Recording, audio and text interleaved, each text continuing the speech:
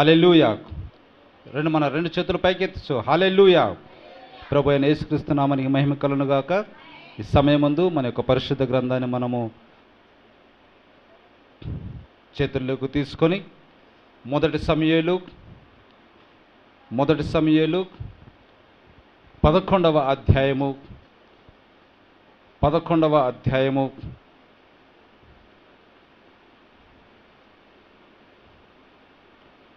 వచనాన్ని మనం చదువుకుందాం. చదవండి. అమ్మోనీయుడైన నాహోసు బయలుదేరి యాబేష్గిలాదు యుద్ధమునకు ఎదురుగా దిగినప్పుడు యాబేషు వారందరూ మేము నీకు సేవ చేయుదుము, మాతో నిబంధన చేయుమని నాహోసుతో అనిరి. చిన్న ప్రార్థన చేసుకుందాం. కృప కనికరమంతుడా, ప్రేమమయుడా, నీకు వందనాలు, స్తుతులు, స్తోత్రాలు తండ్రి. చదవబడిన లేఖనము నీది ప్రభువా. నీ యొక్క పరిశుద్ధ భక్తుని యొక్క ఆత్మ ప్రేరేపణను మీరిచ్చి అయా లిఖించబడిన ఈ పరిశుద్ధ గ్రంథములో నీ జీవము గల మాటలను మేము చదివి ఉండగా గొప్ప పరిశుద్ధాత్ముడుగా మా మధ్య ఉండి నడిపించుస్తూ మాలో ఉండి నా ప్రభువా అయా మా జీవితాలను క్రీస్తు వైపునకు పరిపూర్ణతలకు నడిపిస్తున్న దేవా నీకు వందనాలు. ఈ లేఖనాన్ని మీరు తీసుకొని మాతో మాట్లాడచ్చు. మా హృదయమును మా చెవులను సున్నతి చేసి వినిచున్న అనేకులకు నీ పరిశుద్ధ గ్రంథములోని శక్తిని, బయలుపాటును, ప్రత్యక్షతను ఇచ్చి అనేకులకు మారు మనస్సును, పరిపూర్ణ విశ్వాసమును మీరు పుట్టించి నా తండ్రి మీరు ఆకర్షించమని ఈ పరిశుద్ధ లేఖనమును నీ చేతులకు అప్పగించుకుంటూ యేసుక్రీస్తు నామమున ప్రార్థన చేయుచున్నాము. ఆమెన్. మనందరం కూర్చుందాం బ్రదర్, కూర్చుందాం సిస్టర్స్. ఎవరు మాట్లాడకూడదు నాన్న. ఇప్పుడు ఏమన్నా ఒకవేళ మీరు బయటికి పోయి నీళ్లు తాగటం కానీ వాష్రూమ్కి పోవటం కానీ ఉంటే వెళ్ళండి. వాక్యము ప్రసంగింపబడుతున్నప్పుడు మధ్యలో ఎవరు పిల్లలు ముచ్చట పెట్టద్దు, ఎవరు కూడా అటు ఇటు తిరగొద్దు దయచేసి. మీరు ఒకవేళ వాక్యమును వినలేకపోయినట్టయితే చిన్నపిల్లలు మీరు పండుకొని నిద్రపోవాలంటే నిద్రపోండి, కానీ డిస్టర్బెన్స్ మాత్రము చేయొద్దు. ఎవరే కానీ అస్సలకే మాట్లాడొద్దు. ఇంకా దూరంగా కూర్చోండి.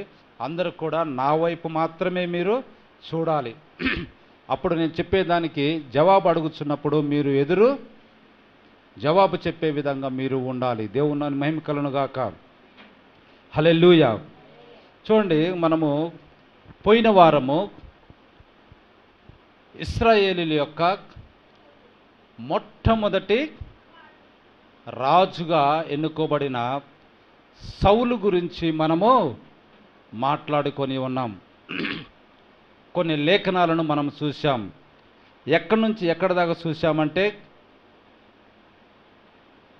ప్రజలందరూ కూడా మాకు రాజు కావాలి అని ప్రవక్త అయిన సమూయేలు దగ్గరికి వచ్చి అడిగినప్పుడు ప్రవక్త అయిన సమూయేలు మీరు దేవుణ్ణి రాజుగా ఉండుటకు ఇష్టపడక మీలో మీరు ఒకరిని రాజుగా ఉండాలని మీరు కోరుకుంటా ఉన్నారు, మీరు చాలా తప్పు చేస్తున్నారు అని వారిని హెచ్చరించి, అయినను వారు మాకు రాజు కావలసినదే అని ప్రజలు పట్టుబడినప్పుడు దేవుడు సమూయేలు వారు నన్ను విసర్జించి తమ కొరకు ఒక రాజును కావాలని వారు కోరుకుంటున్నారు, వారి ఇష్ట ప్రకారమే వారికి రాజును మీరు నియమించుమని వారికి రాజును నియమించినట్టుగా దానికి తగిన పరిస్థితుల్లో బెన్యామీను వంశంలో ఉన్నటువంటి వ్యక్తిని తీసుకొని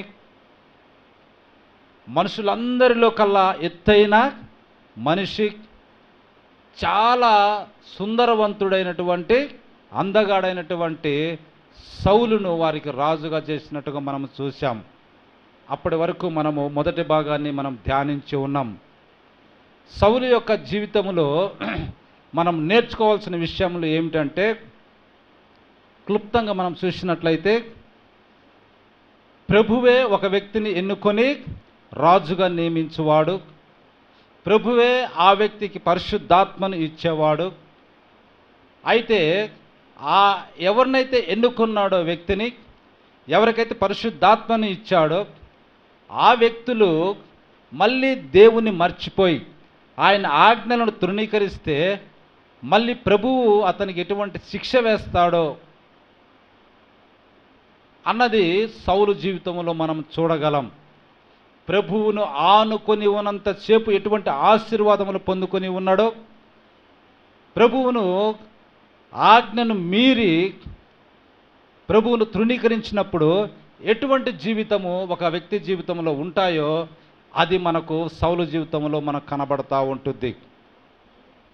కాబట్టి సౌలు జీవితాన్ని మనము జాగ్రత్తగా ధ్యానిస్తే మన యొక్క లోటుపాట్లు, మన యొక్క స్థితిగతులు, మన యొక్క విశ్వాసము, మనలో ఎటువంటి పరిపూర్ణత ఉన్నది, ఎటువంటి ఆత్మ ఉన్నది, మనం ఏ విధంగా ఉన్నామో మన బ్రతుకు కూడా అందులో బయట పడతా ఉంటుంది. కాబట్టి ఇది మనము ధ్యానం చేస్తూ ఉన్నాం. హల్లెలూయా.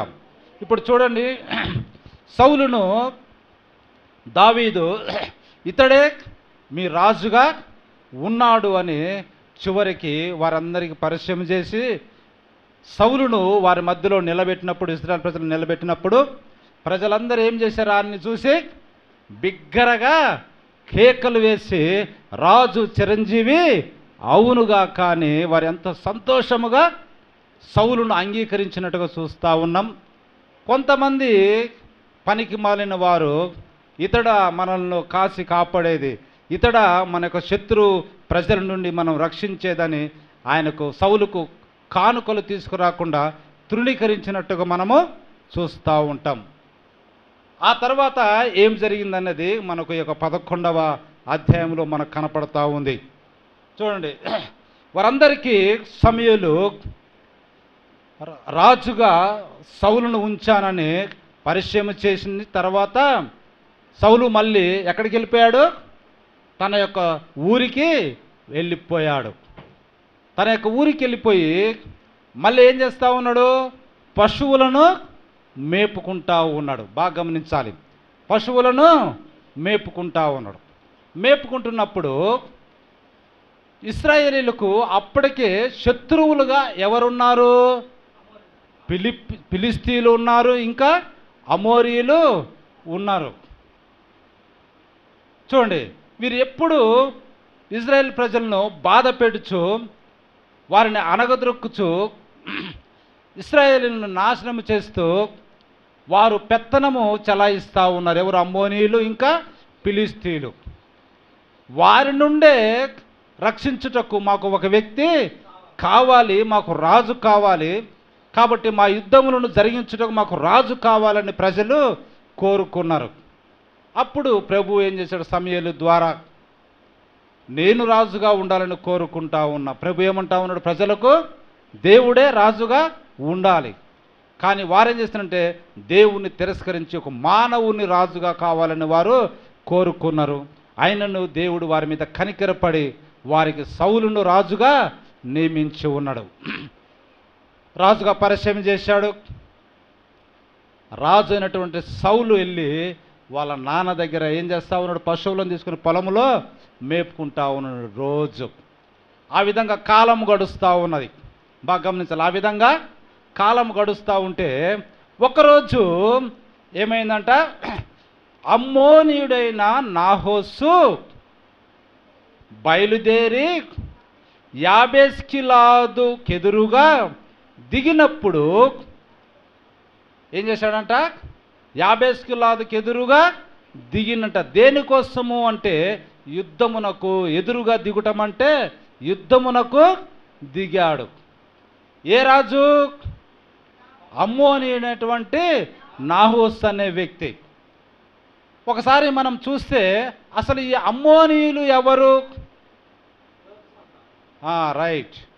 ఒకసారి మనం గమనిస్తే ఈ అమ్మోనీయులు ఎవరు అన్నది మనం చూస్తే ఒకసారి చూడండి.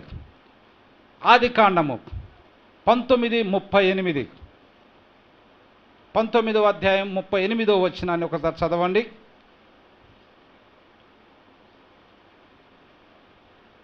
ఆదికాండము 19వ అధ్యాయము. చిన్నది కూడా కుమారుని కని వానికి బెన్నమ్మి అని పేరు పెట్టెను.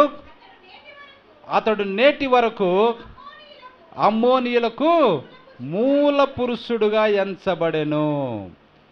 హల్లెలూయా. చూడండి, లోతు యొక్క చిన్న కుమార్తె యొక్క కలయిక ద్వారా పుట్టినవాడు ఈ అమ్మోనీయుడు. ఈ వంశపు వాడు ఈ నాహోసు. చూడండి, అమ్మోనీయులు ఎక్కడి నుంచి వచ్చారు? లోతు యొక్క చిన్న కుమార్తె కలయిక ద్వారా బెన్నమ్మి అనే పేరు పెట్టబడిన ఆ వ్యక్తి పుట్టి ఉన్నాడు, మగపిల్లవాడు. అతడు నేటి వరకు ఏమైనదంటే అమ్మోనీయులకు మూల పురుషుడు. అంటే ఈ అమ్మోనీయుల వంశం అన్నది అతని ద్వారా వచ్చిన్నది. అలాగా పిల్లలు పుట్టి పుట్టి పుట్టి పుట్టి పుట్టి చివరికి ఆ వంశం నుండి ఎవరు వచ్చారు? నాహోసు అనే వ్యక్తి వచ్చాడు. ఇప్పుడు చూడండి, ఈ నాహోసు ఎవరి మీదకి యుద్ధానికి వచ్చాడు? ఇశ్రాయేల్ ప్రజలు ఎవరు? అబ్రహాము సంతానం. ఈ అమ్మోనీయుడు ఎవరు? లోతు సంతానం. అబ్రహాం ఎవరు? వాళ్ళిద్దరు అన్నదమ్ములు. హల్లెలూయా. చూడండి, దేవుని మహిమ కలుగును గాక. వారి తండ్రి అబ్రహాము ఇద్దరు కూడా ఒక్కరికే తండ్రిగా ఉన్నారు. ఆయన అన్నదమ్ములే. పూర్వకాలంలోకి వెళ్తే ఎవరు? అన్నదమ్ములే. ఇప్పుడు చూడండి, ఈ అమ్మోనీయుడైనటువంటి నాహోసు బయలుదేరి యాబేష్కి లాదు అంటే ఒక ప్రదేశం పేరు, లేకపోతే ఒక పట్టణము పేరు. ఆ ప్రదేశం మీదకి, లేదా ఆ ప్రాంతం మీదకి, లేదా ఆ పట్టణం మీదకి యుద్ధమునకు దిగినాడు. అప్పుడు యుద్ధమునకు దిగారక పాపం యాబేష్గిలాదులో నివసిస్తున్న ఆ పట్టణంలో ఉన్న ప్రజలందరూ నాహోసు దగ్గరికి వచ్చి, బాగా గమనించాలి, నాహోసు దగ్గరికి వచ్చి, అయ్యా నీతో మేము యుద్ధము చేయలేము, చూడండి మేము నీకు సేవ చేయుదుము. ఇశ్రాయేల్ ప్రజలు ఏమని కోరుతా ఉన్నారు అతనికి? మేము నీతో యుద్ధం చేయలేము, అయితే యుద్ధం అసలు జరగకుండా నీకు సేవ చేస్తాం, మాతో నిబంధన చేయమని నాహోసుతో అంటా ఉన్నారు. ఇక్కడ గమనించండి ఏమున్నదో. ఇశ్రాయేలీలు మొదట సమాధానమును కోరుతా ఉన్నారు. వాళ్ళు యుద్ధాన్ని కోరుకోవటం లేదు.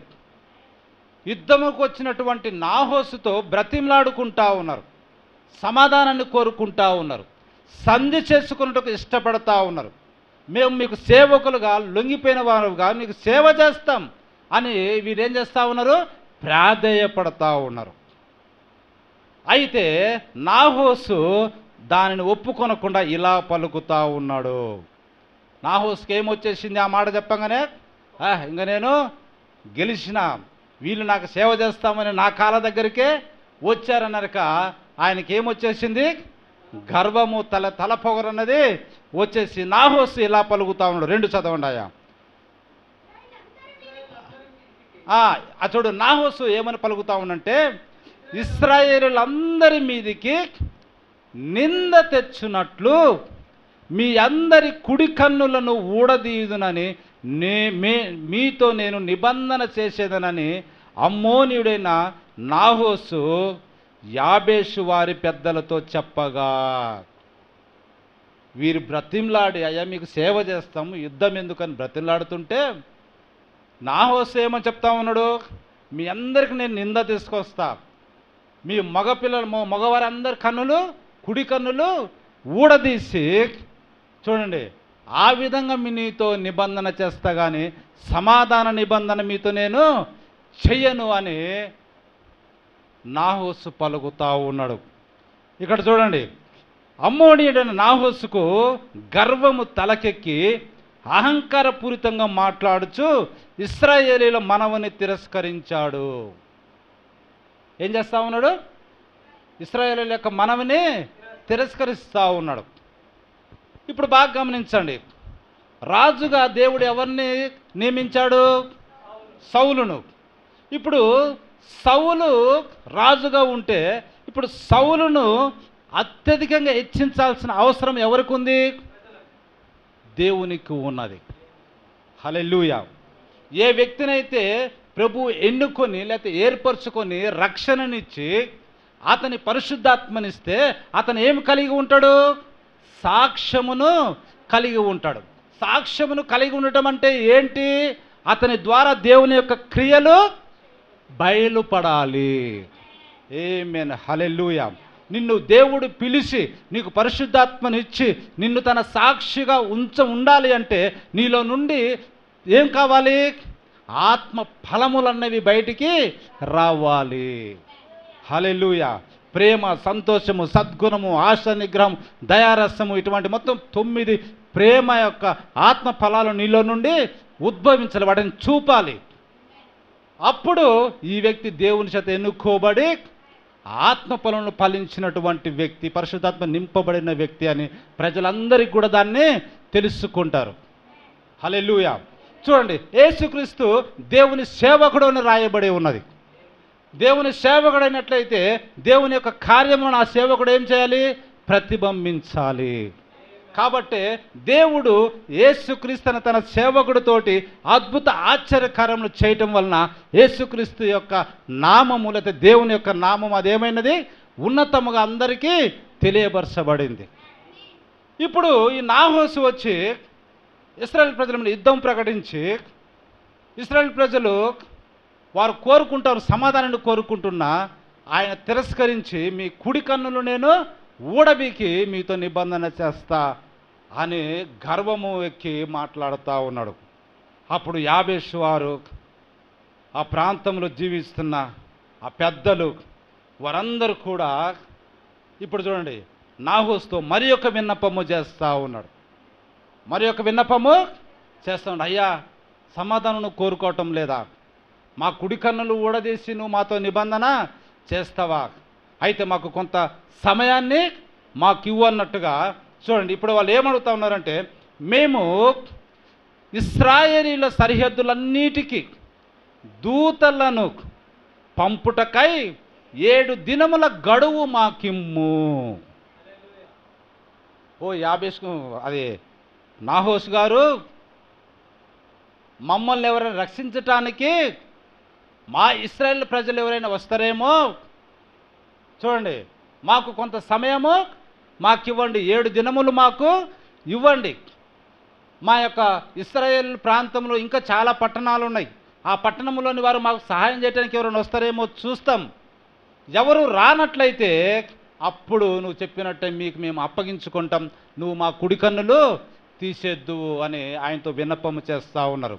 చూడండి, వారు ఏం మాట్లాడుతున్నట్టు ఇశ్రాయేల్ పెద్దలు, మేము ఇశ్రాయేలు సరిహద్దులన్నిటికీ దూతలను పంపుటకై 7 దినముల గడువు మాకిమ్ము. ఎన్ని దినాల గడువు అడుగుతా ఉన్నారు? 7 దినముల గడువు మాకిమ్ము. మమ్మును రక్షించుటకు ఎవరునూ లేకపోయిన యెడల మమ్మును మేము నీకు అప్పగించుకొనేదమని అనిరి. హల్లెలూయా. ఎన్ని రోజులంట? 7 దినములు. 7 దినములు. 7వ దినం ఏంటిది? విశ్రాంతి దినం. హల్లెలూయా. అన్ని పనులు ముగించి అన్నిటికి ముగింపు దినం. హల్లెలూయా. 40 దినాలు ఏంటివి?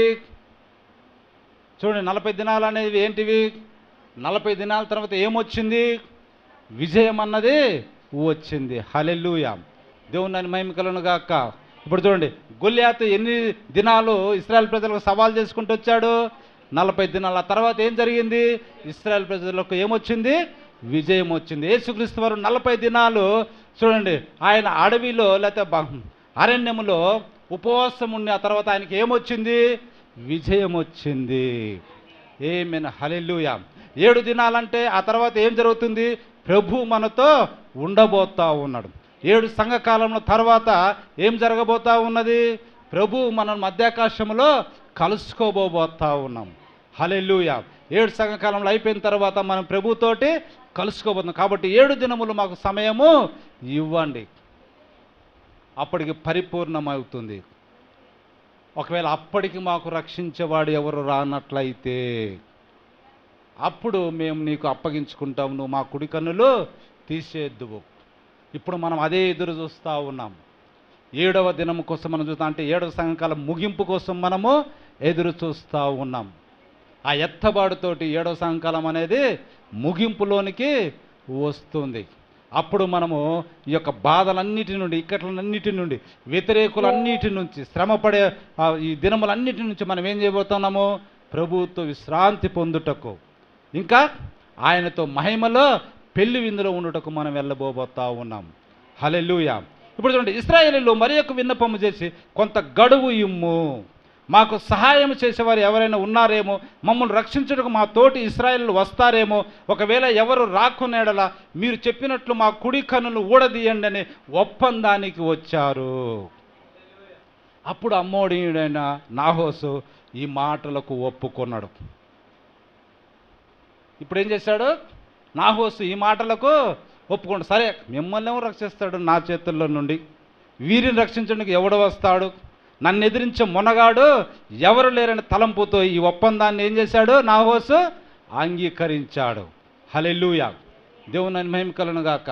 ఎప్పుడైతే అంగీకరించాడో ఇప్పుడు ఈ యాబేష్గిలాదు పట్టణంలో నివసిస్తున్న ఇశ్రాయేలు పెద్దలు దూతలను, చూడండి, దూతలు పంపాడు. మన యొక్క ఇశ్రాయేలు ప్రజలందరి దగ్గరికి నువ్వు వెళ్ళి ఈ వర్తమానము తెలియదు. యాబేష్గిలాదు నాహోసు అనే వ్యక్తి మన మీద యుద్ధానికి వచ్చాడు, మా పట్టణం మీదకి. మా యొక్క కుడి కన్నులు ఊడదీస్తానని అతను చెప్తా ఉన్నాడు. మాకు సహాయం చేయడానికి మీరు రండి అని వారిని బ్రతిమలాడుకోవటానికి దూతలను పంపారు. దూతలంటే ఎవరు? సమాచారాన్ని అందించేవారు. హల్లెలూయా. వాళ్ళు అన్ని ఊర్లకు వెళుచు సౌలు ఉన్నటువంటి గిబియాకు వచ్చి జనులకు ఆ వర్తమానము తెలియజెప్పగా. సౌలు ఎక్కడ ఉంటా ఉన్నాడు? గిబియాలో ఉంటా ఉన్నాడు. గిబియా అనే పట్టణంలో ఉంటా ఉన్నాడు. ఆ ఊరికి కూడా వచ్చి జనులకు ఈ సమాచారాన్ని ప్రకటించగా జనులందరూ బిగ్గరగా ఏడ్చిరి. ఊర్లో ఉన్న వాళ్ళందరూ, ఆ సమాచారం విన్న వారందరూ ఏం చేస్తూ ఉన్నారంట? బిగ్గరగా ఏడుస్తారు. అయ్యో, ఇప్పుడు మనం ఎట్లా, మనల్ని ఎవరు రక్షిస్తారు? ఆ నాహోసు మీదకి యుద్ధానికి పోయి అతన్ని ఎవరు ఓడిస్తారు? లేనట్లయితే మన కుడి కన్నులన్నీ ఊడబిగుతానంటున్నాడే, ఎంత అవమానం ఇదని బిగ్గరగా ఏడుస్తూ ఉంటే సౌలు పొలము నుండి పశువులను తోలుకొని వచ్చుచు, సౌలు ఏం చేస్తా ఉన్నాడు? సాయంకాలం కాగానే పశువులను పొలము నుండి తోలుకొని వచ్చుచు జనులు ఏడ్చుటకును హేతువేమని అడుగగా. ఎందుకు ఏడుస్తున్నారు వీళ్ళంతా, మన వాళ్ళంతా, మన ఊర్లో ఉన్న వాళ్ళంతా ఎందుకు ఏడుస్తున్నారు అని అడిగితే వారు యాబేషు వారు తెచ్చిన వర్తమానం అతనికి తెలియజేసిరి. యాబేషు దూతలు వచ్చి ఏం చెప్పారు? అమ్మోనీయుడు నాహోసు వచ్చి మా పట్టణం మీద యుద్ధం ప్రకటించాడు, మా కుడికనులన్నీ తీస్తానంటున్నాడు అనే వర్తమానము సౌలుకు తెలియజేశారు. హల్లెలూయా. ఇప్పుడు 6 చూడండి, 6వ వచనం చూడండి. సౌలు ఆ వర్తమానం వినగానే దేవుని ఆత్మ అతని మీదికి బలముగా వచ్చెను. ఆమేన్. హల్లెలూయా. చూడండి, సౌలు ఎవరు? అప్పటికే రాజుగా సమూయేలుతోటి అభిషేకించబడిన వ్యక్తి. ప్రజల మధ్యలో ఇతనే మీ రాజు అని పలుకబడిన వ్యక్తి. కాబట్టి ఈ మాట వినగానే ఏమైందంట? సౌలు మీదికి ఏమైందంట? దేవుని ఆత్మ అతని మీదకి బలముగా వచ్చెను. ఆమేన్. హల్లెలూయా. దేవుని మహిమ కలుగును గాక. చూడండి, సౌలును కూడా ఏర్పరచుకున్నది ఎవరు? దేవుడే. చూడండి, దేవుడు ఏర్పరచుకున్న వ్యక్తికి లేదా దేవుడు ఎన్నుకున్న వ్యక్తికి తన ఆత్మను సమృద్ధిగా దయచేయును. ఇక్కడ గమనించాల్సిన విషయం ఏంటంటే ఆత్మ సౌలు మీదికి బలముగా వచ్చుట. పరిశుద్ధాత్మ మీ మీదికి వచ్చినప్పుడు మీరు ఏమవుతారు? శక్తి నొందెదరు. అపోస్తల కార్యములు 1:8 ఒకసారి చదవండి. ఇది అలాగనే పెట్టుకొని అపోస్తల కార్యములు 1వ అధ్యాయం 8వ వచనం ఒకసారి చదవండి. చూడండి, పరిశుద్ధాత్మ ఆత్మ మీ మీదికి వస్తే చూడండి బలముగా వచ్చుట. 1వ అధ్యాయము 8వ వచనం చదవండి. అక్కడ ఏముందో?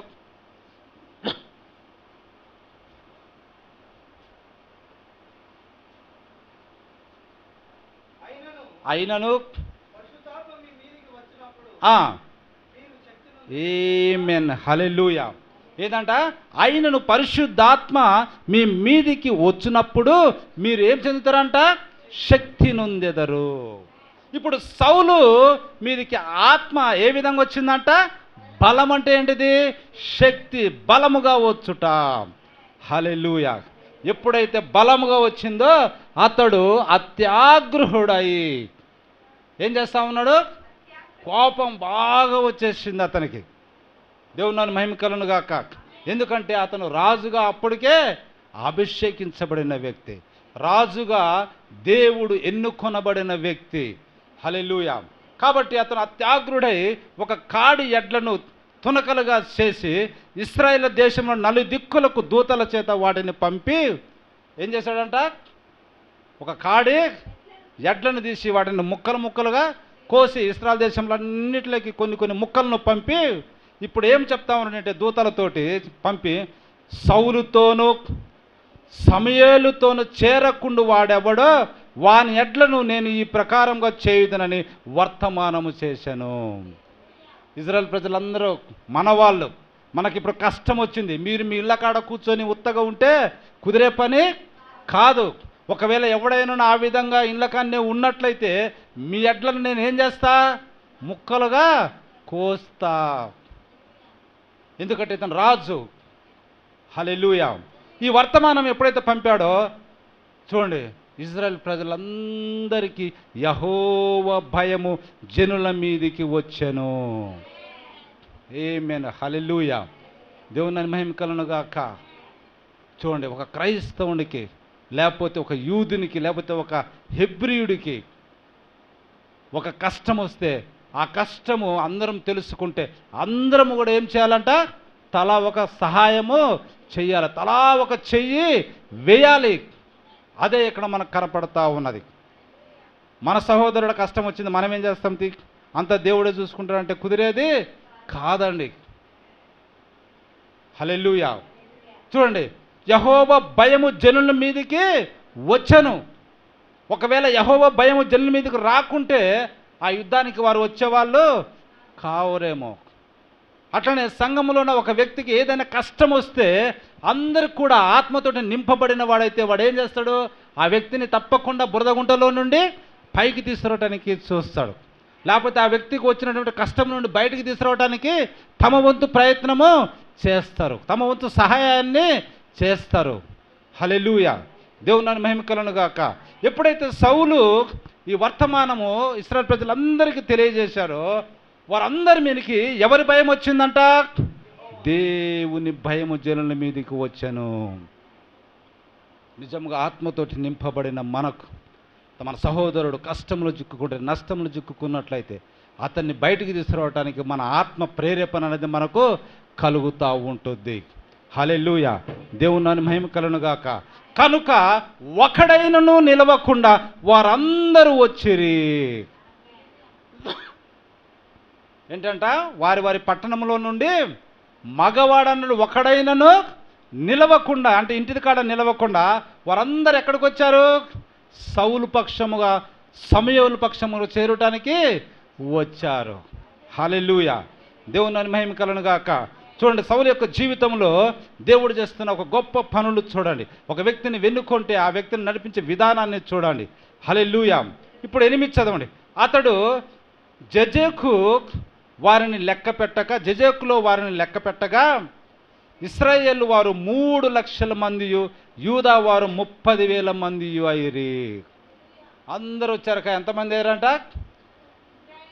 చూడండి, బెజెకు అనే ప్రాంతంలో వారందరినీ సమకూర్చి లెక్క పెడితే ఇశ్రాయేలు వారు 3 లక్షల మంది.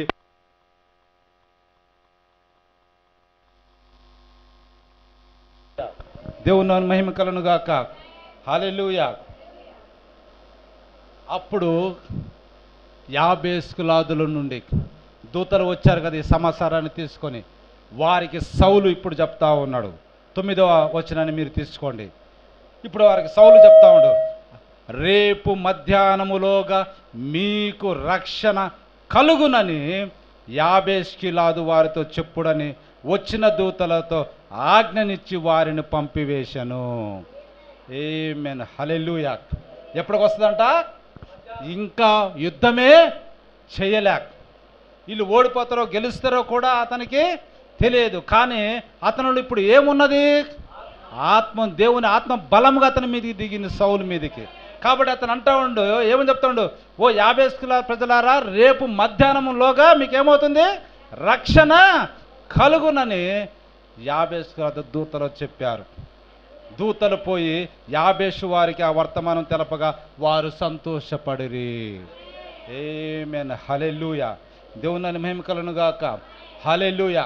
ఇదేం తెలియజేస్తుందంటే, మనకు సంఘములో మనకి ఎవరికైనా కష్టం నష్టం వచ్చినప్పుడు, అప్పుడు సంఘమంతా కూడా నీకు మేము అండగా ఉన్నాము అన్న ఒక మాట వారికి తెలియజేస్తే, ఆ కష్టం నష్టములో ఉన్నటువంటి ఆ వ్యక్తికి ఎంత సంతోషము, ఆ కుటుంబానికి ఎంత అండ ఒకసారి మీరు గమనించాలి.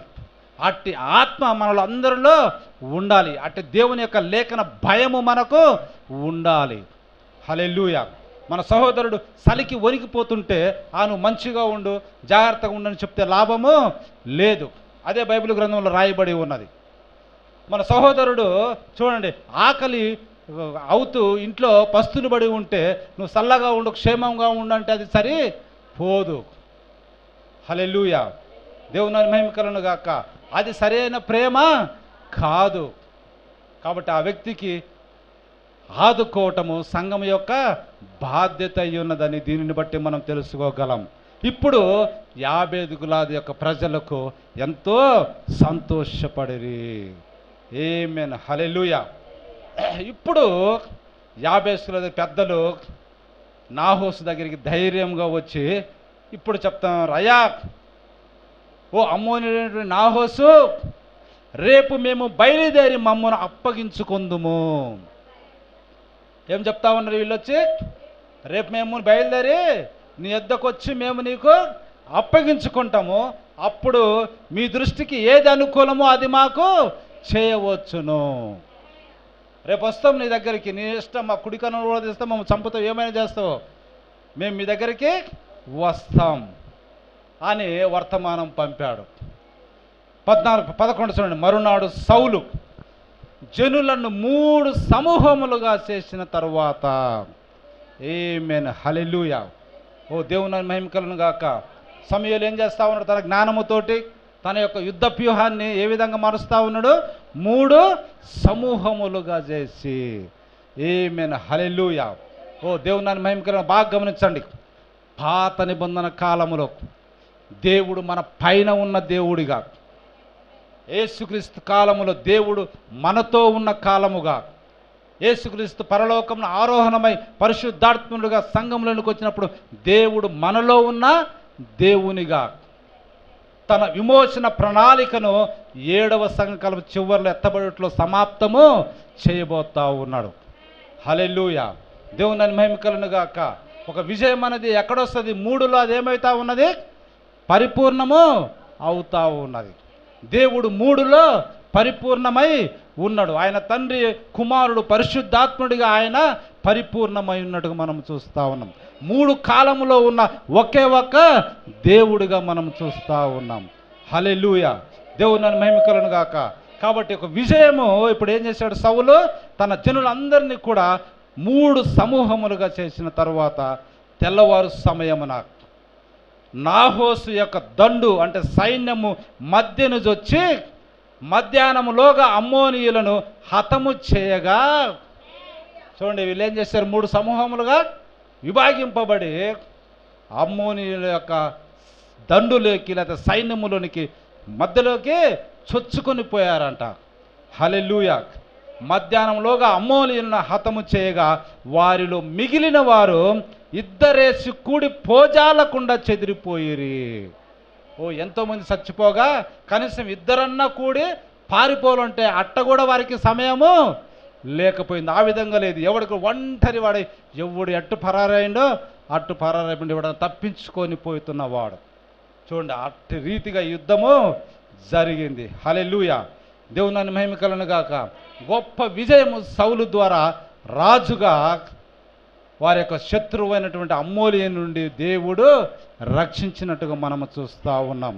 హల్లెలూయా, హల్లెలూయా. దేవుని మహిమ కలుగును గాక. ఇప్పుడు చూడండి, ఎప్పుడైతే విజయం వచ్చిందో, ఎప్పుడైతే ఇజ్రాయెల్ పక్షముగా దేవుడు కార్యం చేసి వారిని మంచి చేశాడో, ఇప్పుడు ప్రజలు అడుగుతా ఉన్నారు, సౌలు మనలను ఏలునా అని అడిగినా వారేరి. ఇంతకుముందు సౌలును ఈయన మనకు రాజు, ఈయన మనం రక్షిస్తాడా అని ఎగతాళి చేశారు కొంతమంది ప్రజలు. వారు ఏరి అని ప్రజలు కొంతమంది అడుగుతూ ఉన్నారు. వారిని తీసుకొచ్చి ఇప్పుడు మనము సంపుదాము, వారిని తీసుకొని రండి సమూయేలుతో అంటా ఉన్నారు. సమూయేలు కూడా ఆ యుద్ధానికి దగ్గరలోనే ఆయన కూడా ఉన్నాడు. సౌలు ద్వారా ఇంత గొప్ప విజయము దేవుడు ఇజ్రాయెల్ ప్రజలకు దయచేశాడు. ఇప్పుడు వారిని సంపుదాము. సమూయేలు గారు, మా ప్రవక్త గారు సమూయేలును తిరస్కరించిన వాళ్ళని తీసుకురండి, వాళ్ళని చంపుదామంటే ఇప్పుడు చూడండి సౌలు ఎటువంటి ఆత్మ కలిగి ఉన్నాడో. నేడు యెహోవా ఇశ్రాయేలులకు రక్షణ కలగజేసెను. ఈ దినం ఏంటిదంట? ఈ దినం ఏంటిదంట? హల్లెలూయా. ఈ దినం ఏమైనదంట? రక్షణ కలగజేశాడు. యెహోవా ఇశ్రాయేలీలకు రక్షణ కలగజేసింది. నేను కాదు రక్షణ కలగజేసింది. ఇశ్రాయేల్ ప్రజలకు ఎవరు యుద్ధము చేసింది? దేవుడే. హల్లెలూయా. కాబట్టి ఈ దినమున ఏ మనుష్యుని మీరు చంపవద్దనెను. హల్లెలూయా. కాబట్టి ఆ దినము ఎవరిని కూడా మనము చంపవద్దు. చూడండి అతనిలో ఎంతటి మంచి గుణం ఉన్నదో ఒకసారి మనము చూస్తూ ఉన్నాం. హల్లెలూయా. దేవుని మహిమ కలుగును గాక. అప్పుడు సమూయేలు అంటా ఉన్నాడు, మనము గిల్గాలుకు వెళ్ళి రాజ్య పరిపాలన పద్ధతిని మరలా స్థాపించుకుందాము రండి అని చెప్పి సమూయేలు జనులను పిలవగా జనులందరూ గిల్గాలుకు వచ్చి గిల్గాలులో యెహోవా సన్నిధిని సమాధాన బలులను అర్పించి యెహోవా సన్నిధిని సౌలునకు పట్టాభిషేకము చేసిరి. ఆమేన్. హల్లెలూయా. అక్కడనేమో సౌలు మీద తైలం అభిషేకించి ప్రజల మధ్యకు తీసుకొని వచ్చి ఇతను మీ రాజు అని పరిచయం చేశారు. ఈ యుద్ధము ముగించి సౌలు ద్వారా దేవుడు యుద్ధాన్ని జయించి విజయం ఇచ్చిన తర్వాత ప్రజలందరి మీద ఏం చేశాడంట? యెహోవా సన్నిధిని సౌలునకు పట్టాభిషేకము చేసిరి. ఆమేన్. హల్లెలూయా. సౌలును ఇశ్రాయేలులందరూ అక్కడ బహుగా సంతోషించిరి. హల్లెలూయా. హల్లెలూయా. దేవుని మహిమ కలుగును గాక. కాబట్టి ఏ విధంగా ఉండాలని వాక్యం మనకు తెలియజేస్తూ ఉన్నది? ఒక సంఘముగా మనము ఉండాలి. ఒక కష్ట నష్టం వచ్చినప్పుడు, ఒక బాధ వచ్చినప్పుడు, ఇరుకు ఇబ్బందులు వచ్చినప్పుడు, ఇదిగో అమ్మోని నాహోసులాగా ఇజ్రాయెల్ ప్రజల సంఘం మీదకి శత్రువు దాడి చేసినప్పుడు మనం ఒకవేళ భయపడిపోయినా మనలందరం ఏం చేయాలి? మన యొక్క సంఘంలో ఉన్న విశ్వాసులందరికీ కూడా దాన్ని తెలియజేసి చూడండి ఆత్మ ప్రేరేపణతోటి వారందరూ కూడా కలిసి సంఘముగా కూడి, అంటే సైన్యముగా కూడి దండులోనికి జ్వరబడి ఏ విధంగా అయితే వారిని హతము చేసి ఇద్దరేసి కూడా పారిపోకుండా ఒంటరిగా పారిపోయే విధంగా ఆ యొక్క విజయాన్ని వారు పొందుకున్నారో, కష్ట నష్టంలో మనందరం కూడా ఏకీభవించి ప్రార్థన చేసినట్లయితే ఆ యొక్క కష్ట నష్టముల వలన వస్తున్నటువంటి ఇరుకు ఇబ్బందుల వల్ల వచ్చినటువంటి సమస్య మీద మనందరం కలిసికట్టుగా ప్రార్థన చేసినట్లయితే సమస్య అన్నది మన మధ్యలో నుండి ఏమవుతుందంట? పారిపోతుంది. హల్లెలూయా. అప్పుడు మన నాయకుడైనటువంటి పరిశుద్ధాత్ముడు, మనల్ని నడిపిస్తున్నటువంటి నాయకుడైనటువంటి పరిశుద్ధాత్మునికి ఏమొస్తుంది? పట్టాభిషేకము. ఆమేన్. హల్లెలూయా. ఓ మా పక్షంగా మా ప్రభు మా ప్రార్థనలు అంగీకరించి మా సంఘములకు వచ్చినటువంటి ఈ సమస్య, లేకపోతే మా సంఘంలో సభ్యునికి వచ్చినటువంటి ఈ సమస్య నుండి దేవుడు ఏం చేశాడు? విజయాన్ని దయచేశాడు మనకు అని పరిశుద్ధాత్మునికి ఏమొస్తుందంట? పేరు వస్తుంది, మహిమ కలుగుతూ ఉంటుంది. హల్లెలూయా. దేవుడు మిమ్మల్ని దీవించునుగాక. అటు రీతిగా సంఘమైన మనము ఏ సమస్య వచ్చినా కానీ ప్రార్థనలు అందరం కూడా ఏకీభవించి ఆ సమస్య మీద మనం ధైర్యముగా పోరాడినట్లయితే దేవుడు మన పక్షముగా ఇశ్రాయేలులకు ఏ విధంగా రక్షణ కలగజేశాడో ఆ విధంగా మనకు కూడా విజయాన్ని ప్రభువు అందిస్తాడని వాక్యం మనకు తెలియజేస్తూ ఉంది. దేవుడు మిమ్మల్ని దీవించునుగాక. దేవుడు తన పరిశుద్ధ వాక్యమును దీవించునుగాక. తలలో వచ్చినట్టే మనం ప్రార్థన చేసుకుందాం. క్లోజ్ చేశాను.